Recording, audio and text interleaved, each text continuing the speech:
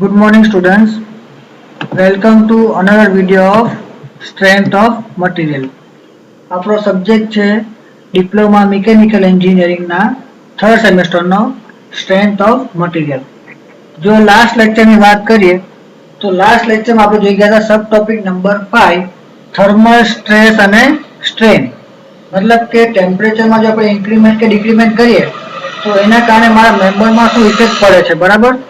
ક્યારે compressive load લાગે છે, ક્યારે ટેન્સાઇલ લોડ લાગે છે, અને ટેમ્પરેચર આપણે વધે એના કારણે કેટલું ચેન્જિંગ લાઈન આપણને જોવા મળે તે આપણે જોઈ ગયા હતા લાસ્ટ લેક્ચરના એક્ઝામ્પલ્સમાં, બરાબર? જેનો ટોપિક હતો આપણો થર્મલ સ્ટ્રેસ અને સ્ટ્રેન. હવે આ લેક્ચરમાં આપણે જોવાના છે નવું સબ ટોપિક નંબર 6 સ્ટ્રેન એનર્જી અને ઇમ્પેક્ટ લોડિંગ. શું છે? Strain energy and impact loading આપણો સબ ટોપિક નંબર 6. તો પહેલા આપણે જોઈએ કે સ્ટ્રેન એનર્જી કોને કહેવાય, બરાબર? તો when a body is strained within elastic limit, energy stored in it, this energy is called strain energy. શું કીધું કે જ્યારે કોઈ બોડી પર સ્ટ્રેન લગાડું એના ઇલાસ્ટિક લિમિટના અંદર તો શું થવાની, એ બોડીના અંદર અમુક એનર્જી સ્ટોર થવાની. જે એનર્જી સ્ટોર છે ને એને શું કહેવાશે? Strain energy. તો strain energy is equal to work done on a body. તો સ્ટ્રેન એનર્જી કોને કહેવાશે? કે work done on a body. તો એની શું ફોર્મ્યુલા આવે? U is equal to sigma square upon માં 2E ઇન્ટુ V. બરાબર? શું છે? U is equal to sigma square upon માં 2E ઇન્ટુ V. જ્યારે કે U એટલે સ્ટ્રેન એનર્જી છે, સિગ્મા એટલે સ્ટ્રેસ છે, અને V એટલે શું છે? Volume of body. ને સ્ટ્રેન એનર્જીનો યુનિટ શું આવે? Newton into metre. બરાબર? સમજ પડી ગઈ ડેફિનેશનમાં? પછી નેક્સ્ટ ડેફિનેશન છે આપણી રેસિલિયન્સ. બરાબર? તો total strain energy stored in a body within elastic limit is called resilience. બરાબર? તો રેસિલિયન્સ કોને કહેવાય? કે જેટલી બી સ્ટોર એનર્જી છે ભાઈ, સ્ટ્રેન એનર્જી જે બોડીની અંદર સ્ટોર થઈ છે એના ઇલાસ્ટિક લિમિટના અંદર, એને કહેવાશે રેસિલિયન્સ. એની ફોર્મ્યુલા શું આવવાની આપણી? સ્ટ્રેન એનર્જી એટલી જ આવે, U is equal to sigma square upon માં 2E ઇન્ટુ V. બરાબર? સમજ પડી ગઈ રેસિલિયન્સમાં? હવે થર્ડ આવે પ્રૂફ રેસિલિયન્સ. તો the maximum energy strain energy that can be stored in a body by elastic limit is called proof resilience. કે maximum, બરાબર, કે મેક્સિમમ જે સ્ટ્રેન એનર્જી મેં સ્ટોર કરી શકું છું બોડીના અંદર એને કહેવાશે પ્રૂફ રેસિલિયન્સ. એને કઈ દર્શાવવામાં આવે? તો એને દર્શાવવા માટે યુઝ થાય UP. બરાબર? which is equal to sigma E નો સ્ક્વેર અપોન માં 2E ઇન્ટુ V. સિગ્મા સફિક્સમાં E છે, બરાબર? એટલે શું થાય? Stress at elastic limit. Sigma એટલે શું કહેવાનું? Stress at elastic limit. એટલે શું થયું? UP બરાબર સિગ્મા E નો સ્ક્વેર અપોન માં 2E ઇન્ટુ V. બરાબર? પછી ફોર્થ આવે મોડ્યુલસ ઓફ રેસિલિયન્સ. બરાબર? મોડ્યુલસ ઓફ રેસિલિયન્સ કોને કહેવાશે? તો maximum strain energy that can be stored in a body per unit volume at elastic limit is called modulus of elasticity. તો modulus of resilience કોને કહેવાશે? કે મેક્સિમમ સ્ટ્રેન એનર્જી અપોન માં volume, બરાબર, elastic લિમિટના અંદર, એને શું કહેવાય? Modulus of resilience. તો શું થઈ જવાનું? મોડ્યુલસ ઓફ રેસિલિયન્સ બરાબર સિગ્મા E નો સ્ક્વેર અપોન માં 2 ઇન્ટુ V અપોન માં V. એટલે શું થઈ જવાનું? સિગ્મા E નો સ્ક્વેર અપોન માં 2E. એનો યુનિટ શું આવવાનું? ન્યૂટન ઇન્ટુ mm અપોન માં mm ક્યુબ. બરાબર? ખબર પડી ગઈ મોડ્યુલસ ઓફ રેસિલિયન્સ કોને કહેવાય? પછી આપણે જોવાના છે બીજું ડેફિનેશન ઇન્સ્ટન્ટેનિયસ સ્ટ્રેસ. બરાબર? શું આવ્યું? Instantaneous stress. તો એને શું કહેવાય? બરાબર? એને કહેવાય શ્રેણિક પ્રતિબળ. તો when a body is subjected to sudden load or impact load, the stress produced is called instantaneous load. કે આપણે જ્યારે અચાનક કોઈ લોડ લગાડીએ કોઈ બોડી પર, બરાબર, તો એના કારણે જે સ્ટ્રેસ પ્રોડ્યુસ થાય એને કહેવાય ઇન્સ્ટન્ટેનિયસ સ્ટ્રેસ. બરાબર? પછી છે મેથડ ઓફ અપ્લાઇંગ લોડ. કે આપણે કઈ રીતે આપણે કોઈ બી મેમ્બર પર લોડ લગાડી શકીએ. એમાં આવે ગ્રેજ્યુઅલ લોડિંગ આવે, સડન લોડિંગ આવે, ઇમ્પેક્ટ લોડિંગ આવે અને શોક લોડિંગ આવે. બરાબર? તો ગ્રેજ્યુઅલ લોડિંગ કોને કહેવાય કે જો મેં લોડને ધીરે ધીરે વધારું ક્યાં સુધી 0 થી લઈને P સુધી તો એને કહેવાશે ગ્રેજ્યુઅલ લોડિંગ ને ત્યારે સ્ટ્રેસની વેલ્યુ કેટલી આવવાની P/A બરાબર છે. પછી સેકન્ડ આવે આપણું સડન લોડિંગ કે અચાનક આપણે લોડ લગાડીએ ત્યારે બરાબર. તો when a body is subjected to total load P at a time without small increment is called sudden loading કે આપણે ડાયરેક્ટ P લોડ લગાડી દઈએ છીએ બરાબર, ધીમે ધીમે નથી વધારતા, ડાયરેક્ટ આપણે જો મેક્સિમમ લોડ છે P આપણે લગાવી દીધો તો ત્યારે શું થવાનો સ્ટ્રેસ 2P/A. ત્યારે સ્ટ્રેસની ફોર્મ્યુલા કેટલી આવે 2P/A.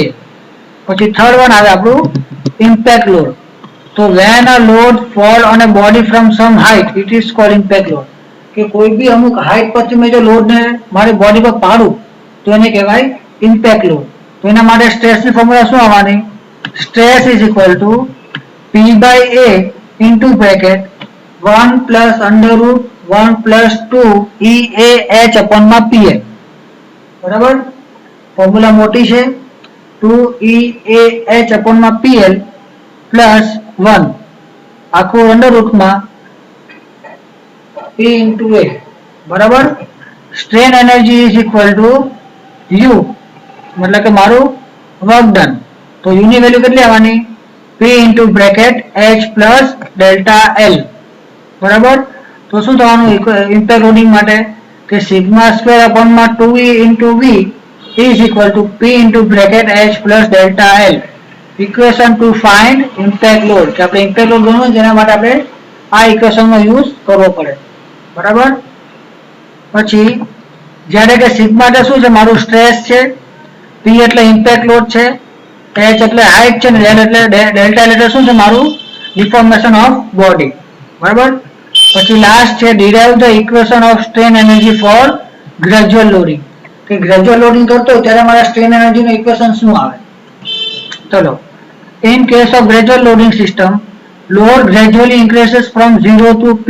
શું કીધું મારો લોડ ધીમે ધીમે 0 થી P સુધી જવાનો છે. હવે એનો એવરેજ લોડ તો મને શું મળવાનું એવરેજ લોડ બરાબર P/2 બરાબર. તો ત્યારે work done is equal two શું થવાનું એવરેજ લોડ ઇન્ટુ ડિફોર્મેશન બરાબર. તો P/2 ઇન્ટુ ડેલ્ટા L તો શું થવાનું P/2 ઇન્ટુ એપ્સિલોન L કારણ કે ડેલ્ટા ની ફોર્મ્યુલા શું આવવાની એપ્સિલોન L ને આપણને ખબર છે સિગ્માની વેલ્યુ કેટલી આવવાની P/A. તો લખાય કે sigma A અપોનમાં 2 is equal into epsilon L. હવે સાદું લખો તો શું લખાવાનું રીઅરેન્જ કરીએ તો 1/2 sigma into epsilon into AL બરાબર. ને આપણને શું ખબર છે કે E is equal to sigma અપોનમાં એપ્સિલોન. તો એપ્સિલોન ની જગ્યાએ શું કરીએ આપણે સિગ્મા અપોનમાં E લખી દો તો 1/2 into sigma by E into V શું થઈ જવાનું 1/2 સિગ્મા સ્ક્વેર અપોનમાં E ઇન્ટુ V. તો U ની વેલ્યુ કેટલી આવવાની sigma square by 2E into V. જે આપણે ઉપર જોઈ ગયા હતા કે સ્ટ્રેન એનર્જી માટે ઇક્વેશન શું આવે બરાબર. હવે આ આખા કોન્સેપ્ટને સબ ટોપિક નંબર 6 ને આપણે ડિટેલમાં સમજવા માટે શું કરીએ એક્ઝામ્પલ સ્ટડી કરી જાય. તો આપણે એક્ઝામ્પલ્સ છે examples of sub topic 6. Example number 1 if an impact load of 150 Newton released from 60 mm height. શું કીધું કે કોઈ બી એક ઇમ્પેક્ટ લોડ છે 150 ન્યૂટનનો એને મેં આ 80 mm હાઈટ ઉપરથી નીચે પાડું છું and applied at the end of a mild steel bar. શું કીધું કે માઇલ્ડ સ્ટીલ બાર છે એના પર મારો લોડ આ લાગે છે impact load 2 meter long and 16 mm diameter. શું કીધું 2 મીટર લાંબુ છે અને 16 mm એનો ડાયામીટર છે. then find instantaneous stress induced and increase in the length of the bar. શું કીધું કે instantaneous stress કેટલો લાગે છે બરાબર અને એના લેન્થમાં કેટલો ઇન્ક્રીઝ થાય છે આપણે ફાઇન્ડ આઉટ કરવાનું છે. for steel E is equal to 200 ગીગાપાસ્કલ બરાબર ને E ની વેલ્યુ આપણે આપેલી છે. તો પહેલા શું કરવું પડે આપણે સ્ટ્રેસ ગોતવો પડે જે આપણા ઇમ્પેક્ટ લોડના કારણે લાગે છે ઇન્સ્ટન્ટેનિયસ સ્ટ્રેસ. તો એની ફોર્મ્યુલા શું આવે P/A into 1 plus under root 1 plus 2EAH upon P PL બરાબર. કઈ ફોર્મ્યુલા છે આપણી સ્ટ્રેસની ફોર્મ્યુલા આ છે બરાબર. આપણને કઈ કઈ ડેટા આપેલા છે તો ગિવન ડેટા છે આપણી પાસે P = 200 newton, H 80 mm, L ની વેલ્યુ 2 મીટર, D 16 mm એમાંથી આપણને એરિયા મળે 201.06 mm સ્ક્વેર ને E ની વેલ્યુ આપી છે 200 ગીગાપાસ્કલ मतलब કે 200 × 10⁻³ ન્યૂટન પર mm સ્ક્વેર. બધી વેલ્યુને ઇનપુટ કરી દો. P ની વેલ્યુ આપણી પાસે છે, L ની વેલ્યુ છે, E ની વેલ્યુ છે, A ની વેલ્યુ છે ને H ની વેલ્યુ છે. બધી વેલ્યુ ઇનપુટ કરી દો તો 150/201.06 into 1 + √1 + 2EAH/PL ની વેલ્યુ ઇનપુટ કરી દીધી તો શું થવાનું 150/201.06 into 1 + 146.44 તો સિગ્મા ની વેલ્યુ કેટલી આવવાની 110 ન્યૂટન પર mm સ્ક્વેર. અને આપણને આ જે સિગ્મા મળ્યો તે શું છે આપણો ઇન્સ્ટન્ટેનિયસ સ્ટ્રેસ છે બરાબર. ને ડેલ્ટા એલ ની ફોર્મ્યુલા શું આવવાની સિગ્મા L/E બરાબર.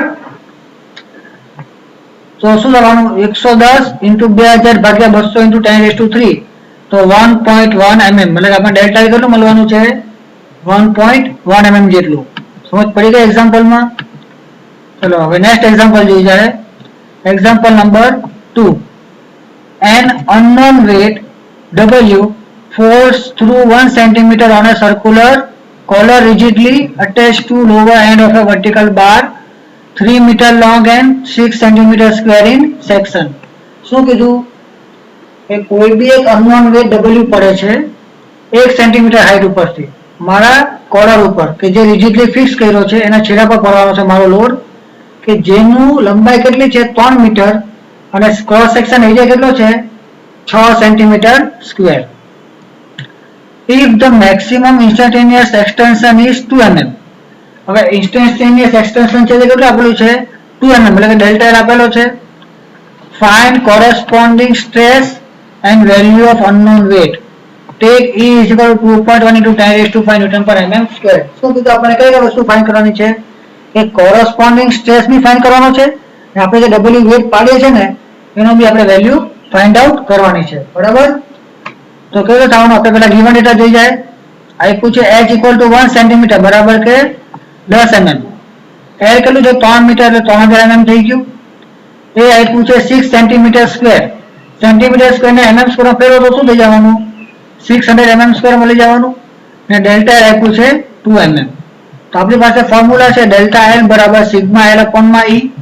તો આમાંથી આપણે સ્ટ્રેસ ગોતવાનો છે તો સિગ્મા ને કરતા બનાવો તો સિગ્મા = ડેલ્ટા એલ × E/L. તો શું લઈ જવાનું 2 = સિગ્મા × 3000/2.1 × 10⁵. તો સિગ્મા ની વેલ્યુ આવશે 140 ન્યૂટન પર mm સ્ક્વેર. તો આપણને કોરસ્પોન્ડિંગ સ્ટ્રેસ મળી ગયો. હવે આપણે ગોતવાનો છે લોડ. તો આપણને ખબર છે કે strain energy = work done on a body બરાબર. તો U = P × H + delta L ને U ની વેલ્યુ શું આવે σ²/2E. અહીં આપણે લઈ લઈએ કે W ની વેલ્યુ કેટલી છે P જેટલી છે તો શું થઈ જવાનું σ²/2E × V = P × H + delta L. હવે V ની વેલ્યુ આપણને કેવી રીતે મળશે તો એરિયા ઇન્ટુ આપણી હાઈટ બરાબર.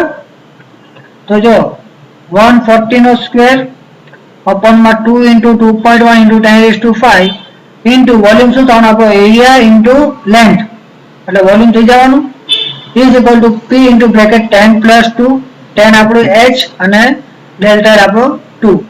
તો P = શું થવાનું 7000 ન્યૂટન એટલે કે મારો P કેટલો મળશે 7 કિલો ન્યૂટન. સમજ પડી ગઈ એક્ઝામ્પલ નંબર 2 માં. હવે આજ આપણો સબ ટોપિક નંબર 6 જોઈ ગયા બરાબર. શું છે સબ ટોપિક નંબર 6 આપણો સ્ટ્રેન એનર્જી અને ઇમ્પેક્ટ લોડિંગ. હવે એમાં આપણે ડેફિનેશન્સ જોઈ ગયા, બધા ઇક્વેશન્સ જોઈ ગયા અને એક્ઝામ્પલ જોઈ ગયા.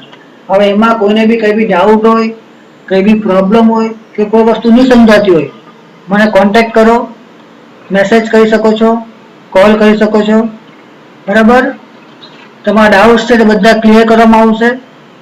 આ વિડીયોને લાઈક કરો, શેર કરો અને ચેનલને સબસ્ક્રાઇબ કરો. Thank you for watching this video.